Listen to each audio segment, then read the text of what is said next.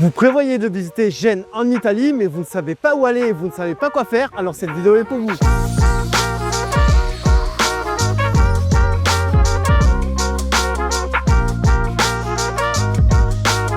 Salut les amis, c'est Monsieur Puss et dans cette vidéo, je vais vous faire découvrir Gênes sur une journée et sur un itinéraire faisable à pied, faisable facilement à pied sans vous fatiguer. C'est parti pour commencer la journée avec un peu de peps, direction un café qui s'appelle Cremeria Bonafede. Ici, ils font des cafés normaux, donc l'expresso, cappuccino, ce que vous voulez, mais ils font aussi un café avec de la crème ou avec de la glace semi-fredda, c'est-à-dire en fait elle n'est pas vraiment gelée.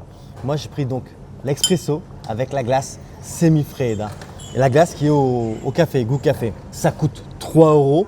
À côté de ça, je me suis pris des petits gâteaux et on vous donne aussi un petit verre d'eau. Donc au total, j'en ai pour 5 €. Vous êtes dans une petite ruelle, c'est super sympa, il y a des beaux bâtiments, il y a des tables dehors comme je suis actuellement. Vous avez aussi des tables à l'intérieur si vous désirez. En plus, la salle est climatisée. Enfin bon, nous, ce qu'on veut savoir, c'est qu'est-ce que ça donne ce café à la crème? Malheur. En fait, c'est une glace qui n'est pas vraiment glacée, mais pas fondue. C'est magnifique, le goût est magnifique. Et avec le café, quand vous prenez avec le café, ça se marie, mais c'est tellement bon. Ça, c'est vraiment la gourmandise de bon matin. Mais bon, on est en vacances, vous êtes en vacances, faut se faire plaisir aussi. Allez, c'est le café dans les veines qu'on débute les visites de cette journée à Gênes et on commence par la cathédrale San Lorenzo. Sauf que, comme souvent en Italie, elle est en restauration. À la fois, l'Italie est le pays qui a le plus de monuments inscrits au patrimoine de l'UNESCO. Enfin bon, peu importe, on peut quand même contempler sa magnifique façade et on peut aussi rentrer à l'intérieur. Ceci dit, la cathédrale se trouve littéralement à 200 mètres du café, c'est-à-dire en 3 minutes, vous y êtes. En fait, vous êtes censé de mettre 3 minutes parce que à peine vous marchez, vous allez passer dans des endroits mais de toute beauté, Vous allez vouloir vous arrêter pour faire des vidéos, faire des photos. Vraiment, c'est l'Italie. C'est l'Italie, c'est un musée à ciel ouvert, quoi. Vous en prenez plein les yeux à chaque pas que vous faites. Avant de vous montrer l'intérieur de la cathédrale, un petit aperçu plus détaillé de la façade avec ses rayures blanches et noires et toutes ces sculptures qui la décorent. Vous ne pouvez pas manquer également les 2 grands lions qui gardent l'entrée depuis des siècles et qui sont magnifiquement sculptés. Passons maintenant à l'intérieur de la cathédrale San Lorenzo et ici l'atmosphère change complètement. Le calme et les volumes impressionnants sont ce que vous remarquez d'abord. Ensuite, il y a ce rappel avec l'extérieur avec encore une fois ces rayures noires et blanches, c'est de toute beauté. La cathédrale est richement décorée avec de nombreuses fresques, de sculptures, de peintures. Votre regard sera attiré par chaque recoin. Même le sol est travaillé avec toujours le noir et le blanc qui nous rappellent encore la façade. Puis, en levant les yeux, vous remarquerez la magnifique rosace centrale du sol au plafond, tout est à voir. Enfin, détail insolite, ici est exposée une réplique d'un obus tombé sur la cathédrale pendant la Seconde Guerre mondiale, mais il n'a jamais explosé. Miracle ou simple chance?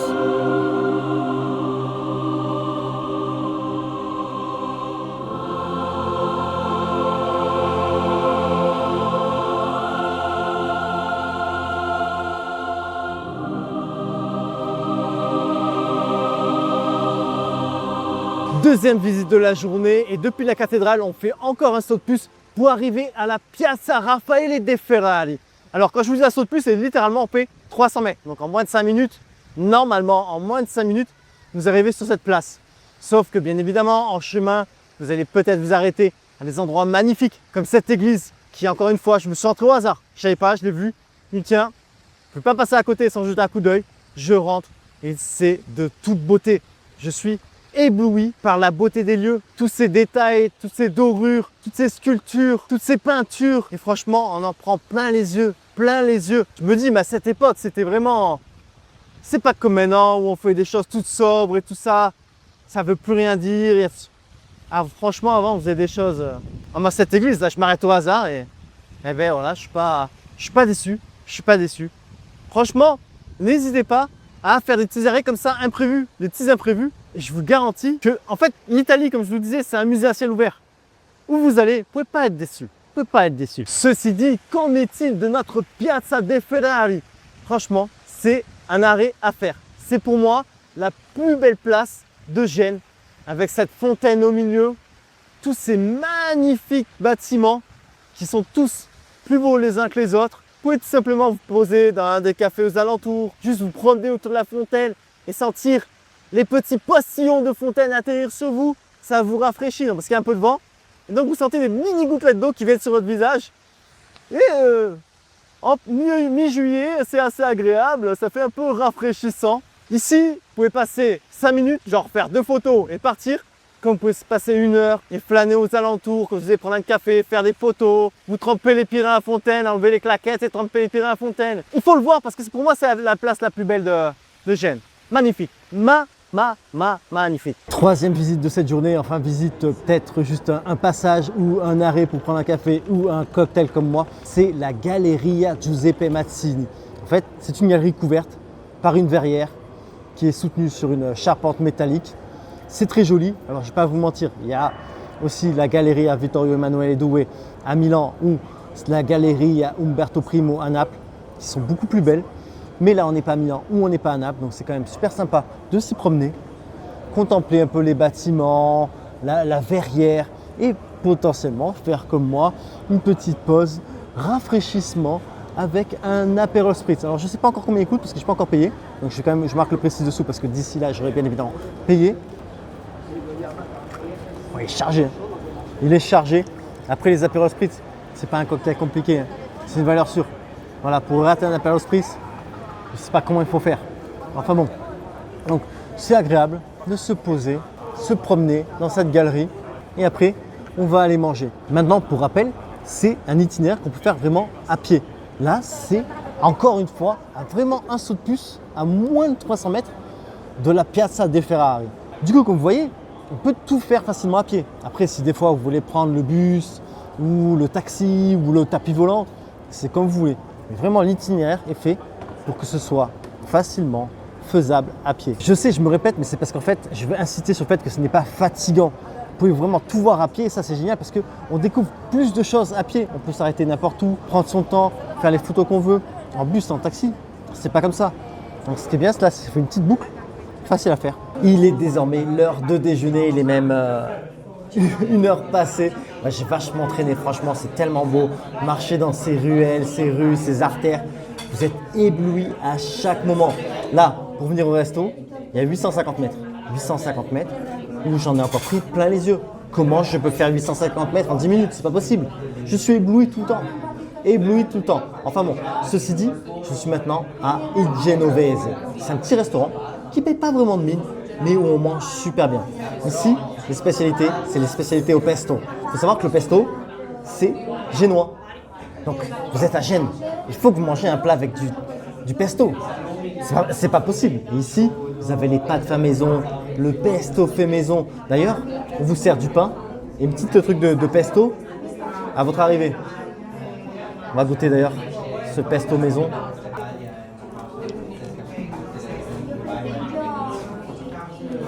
Oh mon Dieu. Oh mon Dieu. Je crois que c'est le meilleur pesto que j'ai mangé de ma vie. Oh, j'exagère pas, c'est pas le meilleur, je m'en fous, je le dis pas, j'ai rien à dire. Oh. Il est magnifique. Je vais en ramener. Ils vendent des petits pots, je vais en acheter, je vais en ramener. C'est pas possible, c'est trop bon. Alors ici, tout d'abord en entrée, je me suis pris une petite assiette de friture, de choses frites. C'était un assortiment. Donc il y avait des fleurs de courgettes super bonnes. Il y avait aussi des petits pains, il y avait des genres de panis, des tripes. Franchement, tout était bon.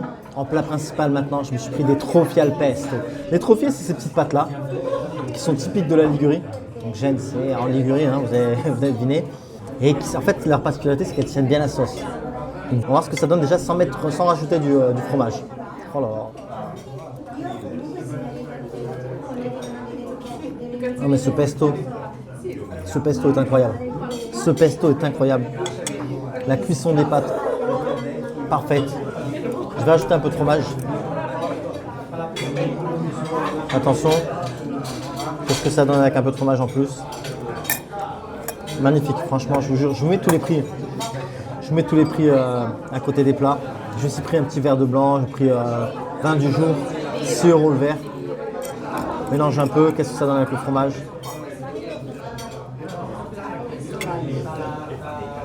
C'est encore meilleur. Une dinguerie. En dessert, je me suis pris, comme d'hab, si vous regardez mes vidéos, un tiramisu. Et alors ici, il le sert de manière originale, c'est-à-dire que vous avez les biscuits, le café et la crème toutes séparées. Tout séparé. Donc en gros, c'est vous qui vous faites grosso modo votre tiramisu. Donc en fait, on prend le petit biscuit, on trempe dans le café, on prend la crème, hop, oh, oh, oh. Échec. On recommence. On trempe le café, on met dans la bouche.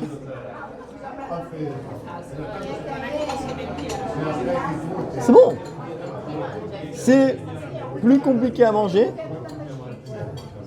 Mais franchement, c'est bon. Je trouve ça original, je trouve ça rigolo, ça change d'habitude. La crème. Je pourrais dévancer 17 verres de crème. Et sinon, pour vous dire, comme vous voyez, je suis assis à côté de la fenêtre. Il n'y a qu'une table pour 2 personnes. Bon, moi, je suis seul au bord de la fenêtre. C'est moi qui l'ai eu. Et comme ça, j'ai la petite vue. Je regarde les gens marcher. Je sais pas, moi, j'aime bien regarder par les fenêtres. Je dois être une mémé italienne. Enfin bon. Et en fait, si vous voulez, il y avait une dame, elle ne pouvait pas monter l'escalier. Du coup, elle m'a dit, ouais, est-ce que je peux m'asseoir à votre table? Et parce que je ne peux pas monter, je dis pas de problème. Du coup, je suis monté et j'ai eu cette table. Voyez, voyez. Le mec, il est en transe parce qu'il a une vue, sur la rue. Après avoir bien mangé, je ne dis pas non à une petite marche pour digérer. Et donc, première visite de cet après-midi, c'est la Via Garibaldi, qui est une rue semi-piétonne. Elle est censée être piétonne, mais en fait, vous avez quand même les ambulances, qui est normal, qui peuvent passer, les taxis, les scooters. Donc voilà, bon, il y a principalement des piétons. Mais vous pouvez croiser un véhicule motorisé de temps à autre. Donc j'appelle ça semi-piéton. Enfin bon, on s'en fout. Si ça se trouve à 1,2 km du restaurant, donc en moins de 20 minutes, je suis arrivé ici. Je ne me suis pas trop arrêté pour cette fois-ci parce que sinon je finis demain matin la vidéo, vu que j'ai dit que je faisais sur une journée. Bon, pareil, hein, vous marchez, vous voyez encore des endroits magnifiques. Franchement, vous voulez vous arrêter toutes les 2 minutes. Toutes les 2 minutes, toutes les 2 secondes, tellement que tout est beau. Enfin, dans la Via Garibaldi, ce qui est bien ici, c'est que vous avez plein de bâtiments anciens, mais tous plus beaux les uns que les autres. Ça ne s'arrête pas, c'est en illimité. J'ai envie de dire, c'est l'Italie, quoi. C'est incroyable, c'est incroyable.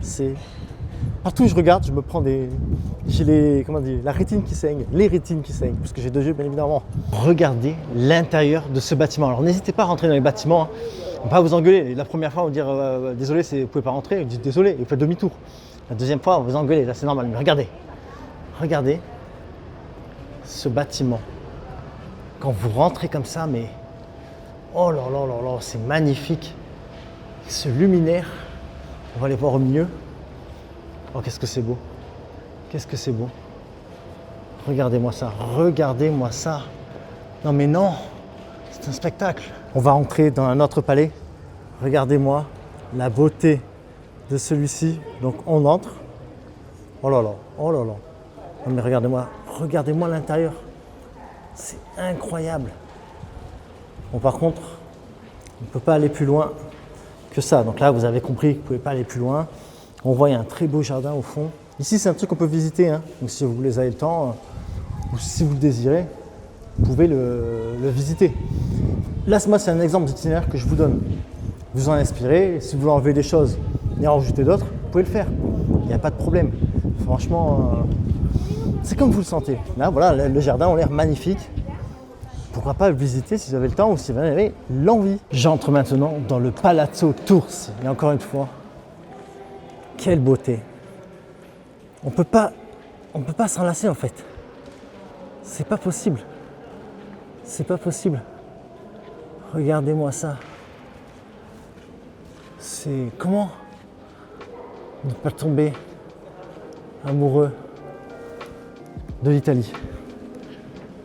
Moi, je suis un amoureux inconditionnel de l'Italie, clairement. Clairement.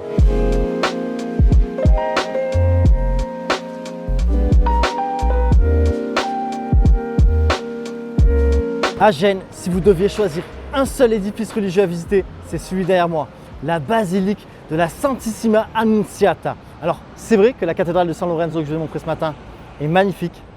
Là, la façade de la basilique paraît normale, entre guillemets, banale, entre guillemets, mais même si elle n'est pas, mais bon, elle paraît beaucoup plus sobre que la cathédrale San Lorenzo. Mais je vous garantis, une fois que vous rentrez à l'intérieur, vous êtes littéralement ébloui, abasourdi par la beauté des lieux. Je vous montre tout ça. Cette magnifique basilique a été construite au XVIe siècle et est littéralement un chef-d'œuvre du baroque génois. Regardez cette profusion de dorures, de fresques, de sculptures. Chaque centimètre semble avoir été décoré avec une incroyable minutie. L'objectif de cette beauté était simple: impressionner et illustrer toute la richesse de la République de Gênes. Ici, l'atmosphère est à la fois grandiose et apaisante. Malgré toute cette richesse, l'ensemble reste remarquablement harmonieux. Puis, dans cette basilique, on trouve ce que je surnomme des peintures en 3 dimensions. Ce sont en fait plusieurs sculptures en bois qui sont peintes et donnent cette incroyable impression d'une fresque en 3D.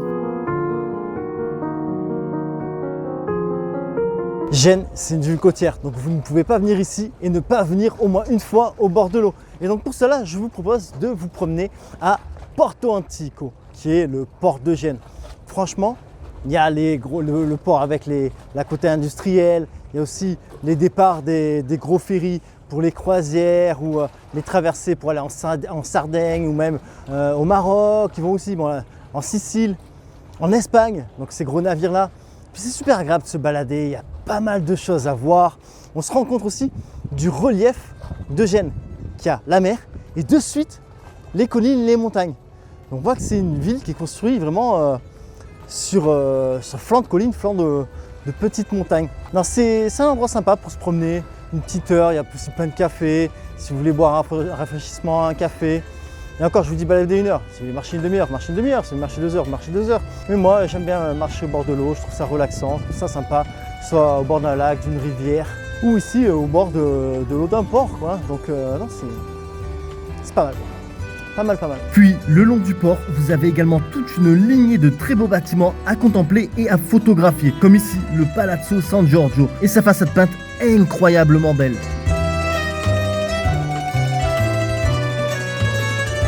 Il est 6 heures passées et je considère que j'ai beaucoup marché, donc beaucoup brûlé de calories et que je mérite un morceau de focaccia.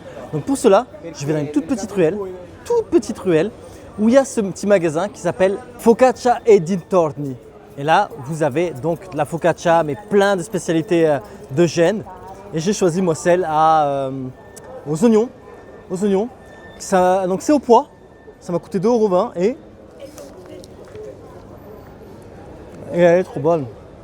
Elle n'est pas très épaisse. Qu'est-ce que c'est bon. Ah ouais, une dinguerie. 2,20 €, vous régalez, vous refaites le plein de calories. Désolé, je pars la bouche pleine. Là, je suis en chemin pour la prochaine destination et je m'arrête au hasard dans une petite église que je vois sur ma droite. Et regardez, je rentre, c'est la Chiesa di San Matteo. Regardez-moi encore une fois.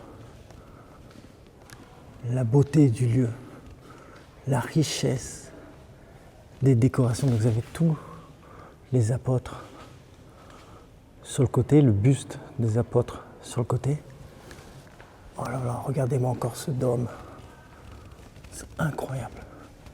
Ça s'arrête jamais en fait.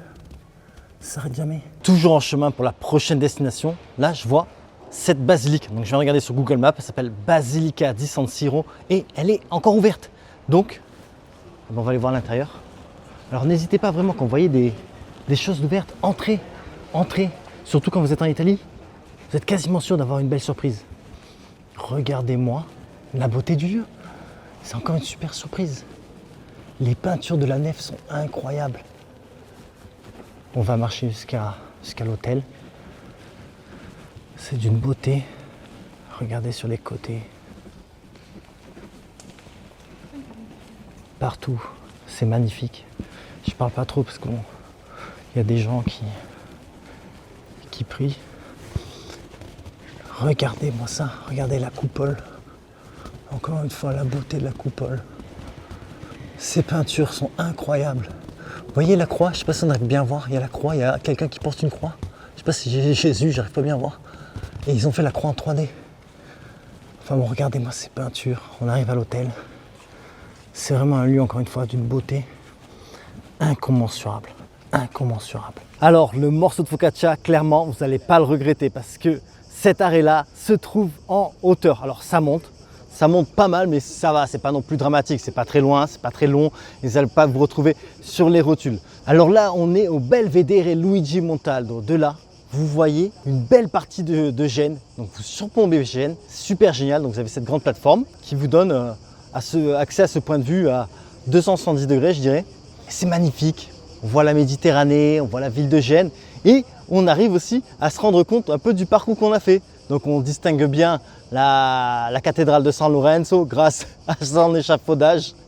Après, on devine où se trouve la Piazza dei Ferrari parce qu'on voit ce bâtiment avec toutes les coupoles et tout ça. On se dit donc ouais, elle doit être là. On arrive aussi à deviner où se trouve la Via Garibaldi parce que juste là en face de moi, il y a le Palazzo Rosso. Puis on voit bien le port. On arrive aussi à se dire ah ben j'ai marché par là, j'ai marché là. Donc non, franchement, la vue est fantastique, super sympa. Là en plus, il y a une belle lumière. Le soleil commence à se coucher. C'est génial, c'est vraiment génial. Enfin bon. Ceci dit, je voulais faire une petite aparté pour vous dire que j'ai écrit un e-book de 300 mots et phrases en italien, idéal pour communiquer avec les locaux, que ce soit pour réserver un transport, à l'hôtel, au restaurant, pour qu'on vous aide, quoi que ce soit, franchement, il est super utile. Et en fait, il est composé de la manière suivante. Vous avez le mot en français, le mot en italien, et ensuite comment le prononcer, la phonétique. Et en plus de ça, ce e-book coûte uniquement 2,99 € et il est disponible sur mon site www.monsieurpuss.com où vous cliquez sur le lien en description ou vous scannez ce code QR et ça vous amène directement sur la fenêtre du e-book 300 mots et phrases en italien. Ceci dit, c'est la fin de cette vidéo. Franchement, Gênes, c'est une ville sous-cotée. Il n'y a pas tant de touristes que ça. Vous n'allez pas être seul. Vous n'allez pas être seul. Franchement, il n'y a pas tant de touristes que ça. Par contre, c'est magnifique. C'est vraiment de toute beauté. C'est un coin, on peut passer 4-5 jours facile sans s'ennuyer. Vraiment. Je vous recommande vraiment de visiter cette ville. Elle n'est pas très loin de la frontière française. Vous habitez à Nice, en moins de 3 heures par l'autoroute. Vous y êtes. Donc, n'hésitez pas à venir visiter Gênes. Et ceci dit, les aventures en Italie continuent, les aventures en Asie de manière générale continuent aussi. Donc si vous désirez ne rien manquer, n'hésitez pas à vous abonner. Et je vous dis donc à la prochaine sur ma chaîne La Bizette. Je vous remercie d'avoir regardé cette vidéo, j'espère qu'elle vous a plu et qu'elle vous sera utile pour votre prochain voyage. À bientôt.